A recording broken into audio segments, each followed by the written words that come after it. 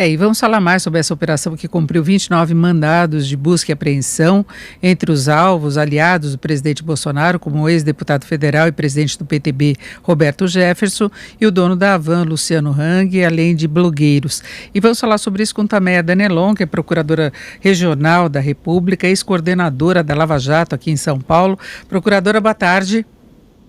Boa tarde, Denise. Boa tarde a todos. Bem, procuradora, como a Luciana colocou, a Procuradoria está contra essa operação, já se questiona do ponto de vista jurídico há bastante tempo.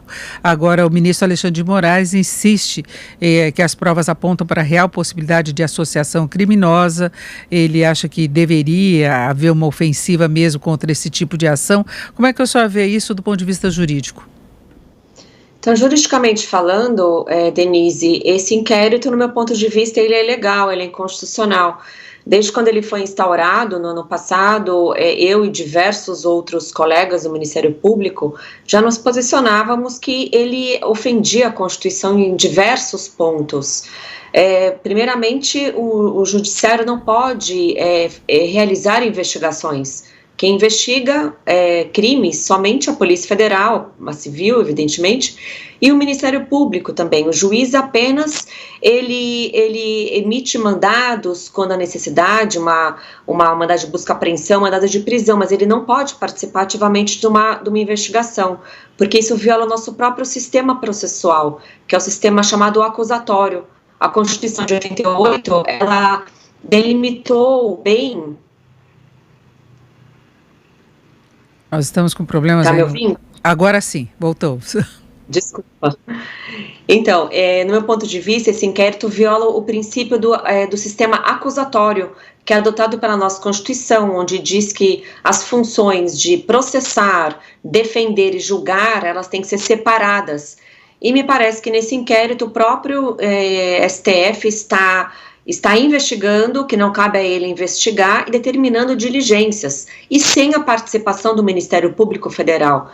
Então, tudo isso é muito grave. Outras irregularidades que também tem no inquérito, como, por exemplo, quando foi instaurado de ofício pelo ministro Dias Toffoli, ele indicou o ministro Alexandre de Moraes para conduzir esse inquérito, né? Então, parece que o ministro Alexandre está na figura de um delegado de polícia, e juízes não podem determinar diligências.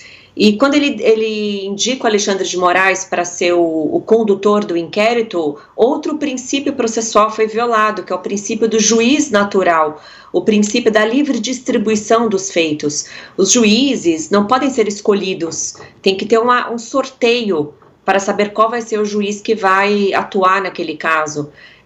Além disso, o objeto da investigação, ou seja, os crimes que estão sendo investigados, são muito vagos. Primeiramente, que não há um crime de fake news, não existe esse crime escrito no nosso Código Penal. O que existe é o crime contra a honra, a calúnia, injúria, difamação. Agora, e para que uma investigação ocorresse na esfera federal do Supremo, o investigado deveria ter foro por prerrogativa de função.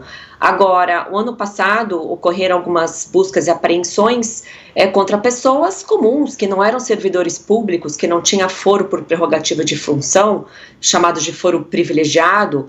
O próprio ex-procurador-geral da República, Rodrigo Janot, no ano passado também sofreu buscas e apreensões em sua casa. Então, no meu ponto de vista, é um inquérito inconstitucional, que não poderia ter sido instaurado, e por conta disso, ano passado, a própria ex-procuradora-geral, doutora Raquel Dodge, pediu o arquivamento desse inquérito, por conta dessas irregularidades, mas o arquivamento não foi acolhido, e agora há pouco, alguns minutos atrás, o atual procurador-geral da República solicitou a suspensão do inquérito, alegando que não houve participação do Ministério Público Federal. Segundo o que foi divulgado na imprensa, ele não teria sido ouvido sobre essas diligências, o que não pode acontecer. Agora, a decisão fica com o ministro Fachin em relação a isso, que foi quem recebeu o pedido de Aras. Isso, assim que foi instaurado o inquérito das fake news, até é bom a gente lembrar um pouquinho, foi o ano passado, quando a revista Cruzoé fez uma publicação, onde ela transcreveu uma conversa entre o Marcelo Odebrecht e outra pessoa, que eu não me recordo quem era. E nessa conversa transcrita, que era uma conversa, não era fake, era real, ela constava de um procedimento investigatório, o Marcelo Odebrecht fazia menção ao amigo do meu pai, né?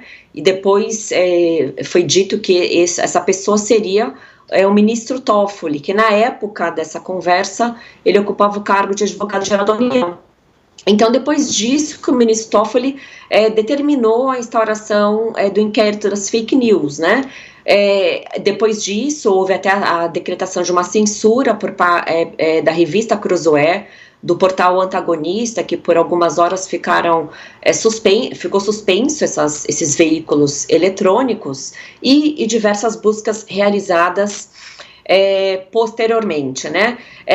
Logo que foi instaurado, o partido Rede e Sustentabilidade ajuizou uma ADPF, uma arguição de violação de preceito fundamental, a arguição de descumprimento de preceito fundamental, se posicionando contrariamente à instauração desse inquérito. E essa ação, o relator é o ministro Fachin, porque foi livremente distribuída, tá? Que o correto é que tem essa distribuição livre. E nesta ação que foi formulado o pedido do Procurador-Geral da República requerendo a suspensão desse inquérito.